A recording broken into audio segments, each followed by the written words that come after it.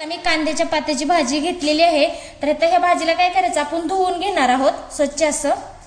तर इथे बघू शकता मी स्वच्छ अशी धुवून घेतलेली आहे. आता हिला काय करायचं, बारीक अशी चिरून घ्यायची, मोठी चिरायची नाही, बारीकच चांगली चिरून घ्यायची. तर इथे बघू शकता मी इळी घेतलेली आहे. इळीच्या साईनस काय करायचं, बारीक चिरून घ्यायची. तर इथे बघा अशा पद्धतीने मी बारीक अशी चिरून घेतलेली आहे. तर इथे एक मी मोठी वाटी घेतलेली आहे, त्यामध्ये आपण ही कांद्याची पात चिरून घेतलेली आहे ना, ती ह्याच्यामध्ये आपण सर्व अशी टाकून घ्यायची. तर सर्व ह्याच्यामध्ये टाकून घ्यायची आणि टाकल्यानंतर त्याच्यामध्ये अर्धा चमचा हळद टाकून घ्यायची आणि अर्धा चमचा लाल मिरची पावडर टाकायची. तिखट तुमच्या सोयीनुसार टाकून घ्यायचं. इथं मी 1 चमचा धन घेतलेले, त्या धन्याला असं चोळायचं आणि ती पण ह्याच्यामध्ये असं टाकून घ्यायचं. अर्धा चमचा ओवा घेतला होता, ओवा पण ह्याच्यामध्ये टाकून घ्यायचा. इथं अर्धा चमचा बडीशेप घेतली होती, ती पण ह्याच्यामध्ये टाकून घ्यायची. आणि मी ती अद्रक आहे ना असं खिसून घेतलेलं आहे, ते पण ह्याच्यामध्ये टाकून घ्यायचं. थोडीशी कोथिंबीर पण ह्याच्यामध्ये टाकून घ्यायची.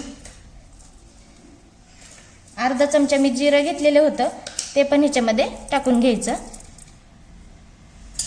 आणि इथं मी एक मोठा भरून चमचा ना पांढरी तीळ घेतलेले आहेत, ते पण ह्याच्यामध्ये असं टाकून घ्यायचं. आणि इथं मी एक बटाटा घेतला होता, त्याला असं खिसून घेतलेला आहे आणि स्वच्छ असं धुवून पण घेतलेला आहे, ते ह्याच्यामध्ये टाकून घ्यायचं.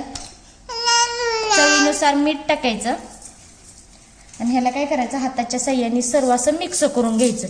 तर इथं चांगलं असं दाबून व्यवस्थित असं मिक्स करायचं, कारण का जी आपली कांद्याची भाजी आहे ना, ते ह्याच्यामधलं असं पाणी निघून जातं, म्हणजे व्यवस्थित मळता येतं. तर इथं आज आपण खूप छान असा कांद्याच्या पातीपासून मस्त असा नाश्ता बनवणार आहोत. खायला पण एकदम मस्त लागणार आहे आणि सर्वांना आवडणार आहे. पण हा नवीन पद्धतीचा बनणारा नाश्ता आहे बरं का.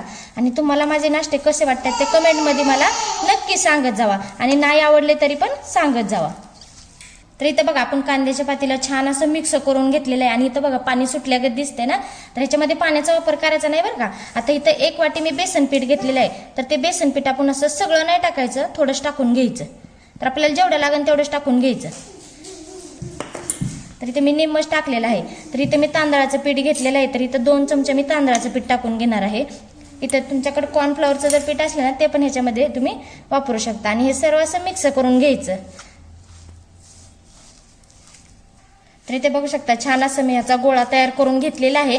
तर इथे मी पाण्याचा वापर अजिबात केलेला नाही. तुमच्याकडून जर जास्त घट्ट झालं तर थोडंसं हाताला पाणी लावायचं आणि व्यवस्थित असं मळून घ्यायचं. आणि जर जास्तच असं कांद्याच्या पातीनं वलसर वाटायला लागलं ना, तर याच्यामध्ये थोडंसं बेसन पीठ टाकून घ्यायचं. तर आता हाताला चिटकून म्हणून काय करायचं, थोडंसं तेल लावायचं असं, म्हणजे हाताला असं चिटकत नाही. तर छान असं तेल लावून थोडंसं मळून घ्यायचं.